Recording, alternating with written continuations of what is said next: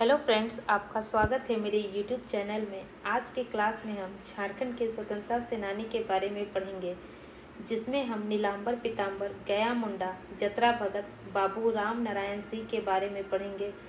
स्वतंत्रता सेनानी से रिलेटेड यह मेरा चौथा क्लास है। इससे रिलेटेड बाकी के सारे वीडियोस मेरे यूट्यूब चैनल की प्लेलिस्ट में है, तो आप मेरे चैनल के प्लेलिस्ट में जाके सारे वीडियो देख सकते हैं। क्लास स्टार्ट करने से पहले अगर आपने मेरे चैनल को सब्सक्राइब नहीं किया है तो सब्सक्राइब कर ले, बेल बटन को दबा दे ताकि मेरी वीडियो की नोटिफिकेशन आपको मिल सके। तो चलिए आज का क्लास स्टार्ट करते हैं। स्वतंत्रता सेनानी नीलांबर पीताम्बर। 1857 के विद्रोह का नेतृत्व पलामू के भोक्ता नेता नीलांबर पीताम्बर ने किया था। भोक्ता खरवार जनजाति की उपजाति है। नीलांबर पीताम्बर ने 1857 के विद्रोह का नेतृत्व किया था। ये भोक्ता नेता थे। भोक्ता नेता खरवार जनजाति की एक उपजाति है। भोक्ता खरवार जनजाति की उप जनजाति है। 1857 के विद्रोह में नीलांबर पीताम्बर का साथ चेरो जनजाति ने दिया था। तो नीलांबर पीताम्बर का साथ किस जनजाति ने दिया था 1857 के विद्रोह में? तो चेरो जनजाति ने इनका साथ दिया था। क्वेश्चन पूछे जाते हैं कि 1857 के विद्रोह में नीलांबर पीताम्बर का साथ किस जनजाति ने दिया था?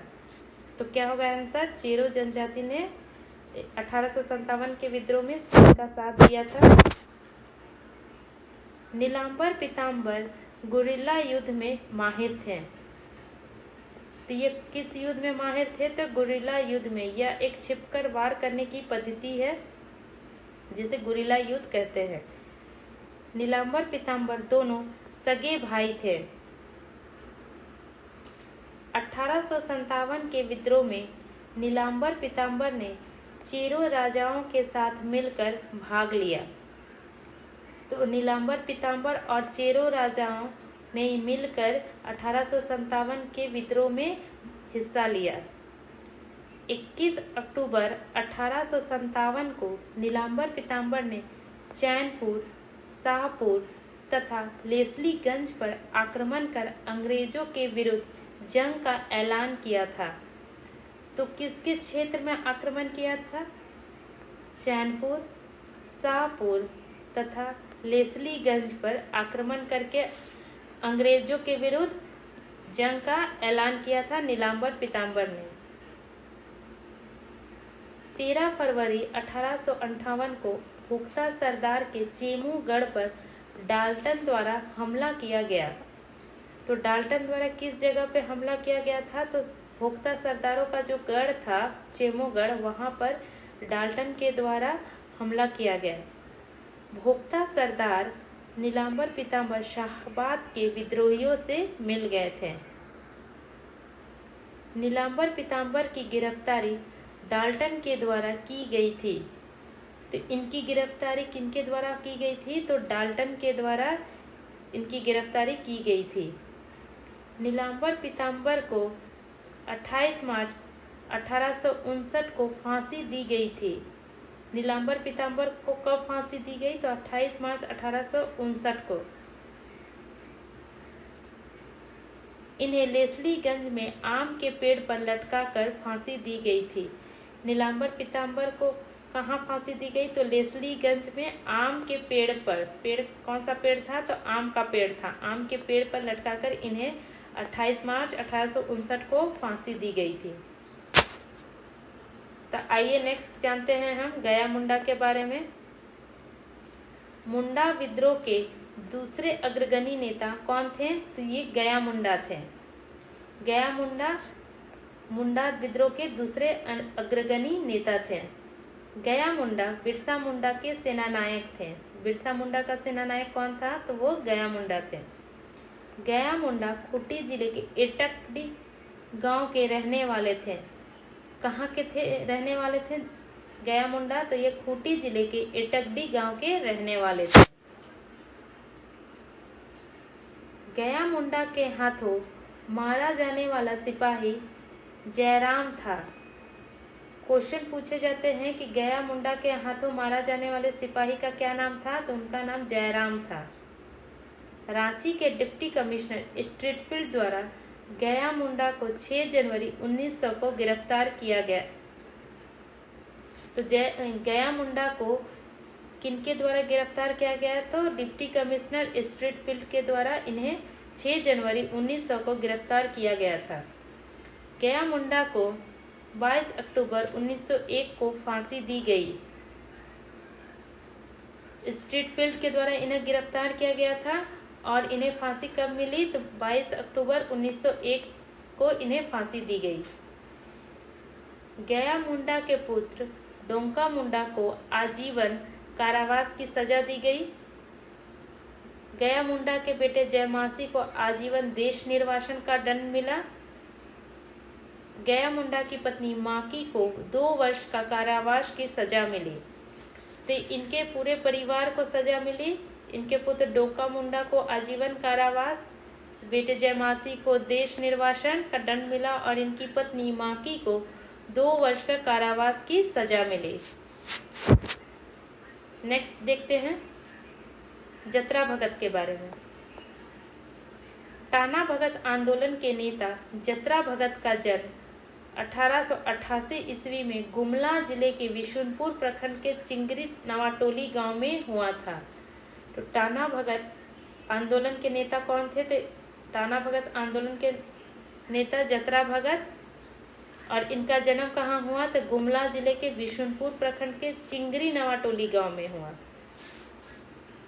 जतरा भगत का जन्म किस परिवार में हुआ, तो इनका जन्म उरांव परिवार में हुआ था। इनके पिता का क्या नाम था, तो इनके पिता का नाम कोडल उरांव और माता का नाम, तो इनके माता का नाम लिबरी था। जतरा भगत का जन्म कौन से परिवार में हुआ, तो उरांव परिवार में, माता का नाम लिबरी और पिता का नाम कोडल उरांव। इनकी पत्नी का नाम बुधनी था। टाना भगत आंदोलन मूलतः धार्मिक एवं राजनीतिक आंदोलन था। तो टाना भगत आंदोलन किस तरह का आंदोलन था, तो यह एक धार्मिक आंदोलन एवं एक राजनीतिक आंदोलन था। टाना उरांव जनजाति की एक शाखा है। टाना कौन सी जनजाति की एक शाखा है, तो यह उरांव जनजाति की एक शाखा है। टाना भक्तों में आंगन में तुलसी चौरा और सफेद झंडा आवश्यक होता है। टाना भगत के जो लोग होते हैं वो क्या करते हैं, अपने घर के आंगन में तुलसी लगाते हैं और सफेद झंडा वो अपने घर के आंगन में लगाते हैं।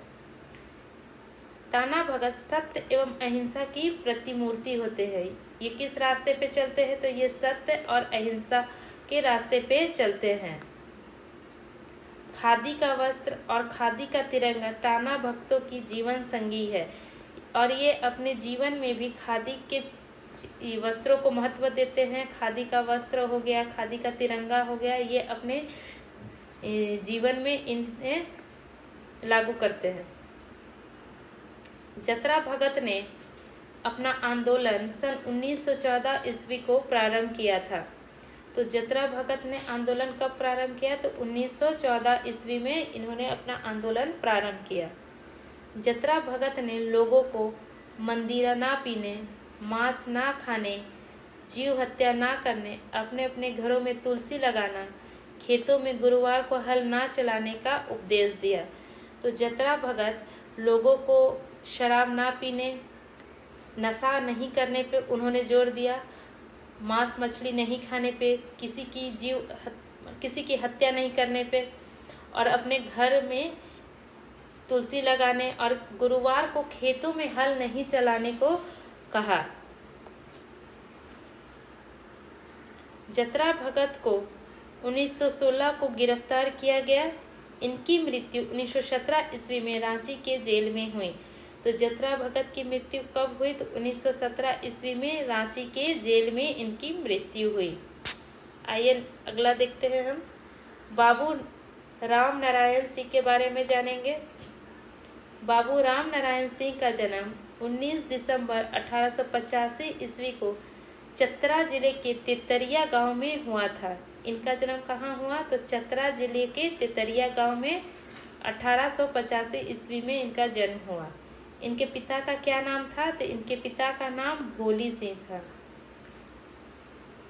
राम नारायण सिंह मैट्रिक की परीक्षा हजारीबाग के जिला स्कूल से, आईए की परीक्षा सेंट जेवियर कॉलेज कोलकाता से पास की तथा बीए की परीक्षा रिपन कॉलेज कोलकाता से पूरी की थी। इन्होंने अपने आईए बीए की पढ़ाई कोलकाता से की और मैट्रिक की परीक्षा इन्होंने हजारीबाग के जिला स्कूल से दिया था। इन्होंने लॉ की डिग्री पटना से प्राप्त की। राम नारायण सिंह 1913 ईस्वी में असिस्टेंट सेटलमेंट ऑफिसर नियुक्त हुए। बाद में इन्होंने इस पद से इस्तीफा दे दिया। तो 1913 ईस्वी में राम नारायण सिंह किस पद पे थे? तो उन्होंने असिस्टेंट सेटलमेंट पद ऑफिसर नियुक्त हुए थे। आगे चलकर इन्होंने इस पद से इस्तीफा दे दिया।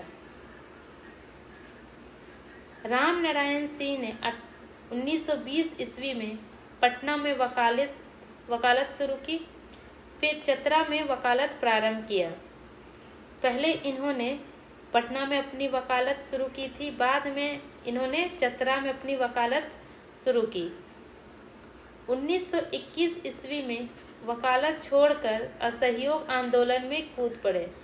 पहले इन्होंने 1920 ईस्वी में पटना में अपनी वकालत शुरू की, फिर चतरा में अपनी वकालत शुरू की। 1921 में इन्होंने अपनी वकालत छोड़ दी और असहयोग आंदोलन में हिस्सा लिया।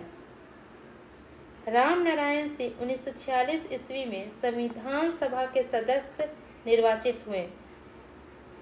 ये इम्पोर्टेंट है कि राम नारायण सिंह 1946 में संविधान सभा के सदस्य निर्वाचित हुए। 1952 ईस्वी के लोकसभा चुनाव में राम नारायण सिंह हजारीबाग लोकसभा के क्षेत्र से निर्दलीय उम्मीदवार के रूप में विजयी हुए। तो हजारीबाग लोकसभा क्षेत्र से निर्दलीय उम्मीदवार के रूप में राम नारायण सिंह विजयी हुए थे। तो किस लोकसभा क्षेत्र से? तो हजारीबाग लोकसभा क्षेत्र से। स्वराज लुट गया पुस्तक के रचयिता का नाम क्या है? तो राम नारायण सिंह है। तो स्वराज लुट गया पुस्तक किनके द्वारा लिखी गई है? तो राम नारायण सिंह के द्वारा। पुस्तक के रचयिता हैं राम नारायण सिंह। 18 मार्च 1940 ईस्वी को रामगढ़ में कांग्रेस के 53वें अधिवेशन में राम नारायण सिंह को महात्मा गांधी ने छोटा नागपुर केसरी की उपाधि से अलंकृत किया। तो रामगढ़ में जो 53वां अधिवेशन हुआ था उसमें महात्मा गांधी ने राम नारायण सिंह को छोटा नागपुर केसरी के उपाधि से अलंकृत किया था। क्वेश्चन पूछे जाते हैं कि रामगढ़ में कांग्रेस के 53वें अधिवेशन में राम नारायण सिंह को किसने छोटा नागपुर केसरी की उपाधि से अलंकृत किया? तो क्या होगा आंसर? महात्मा गांधी ने इन्हें छोटा नागपुर केसरी की उपाधि से अलंकृत किया। अलग राज्य झारखंड की लड़ाई संसद में लड़ने वाले बाबू राम नारायण सिंह का निधन 24 जून 1964 ईस्वी को हुआ।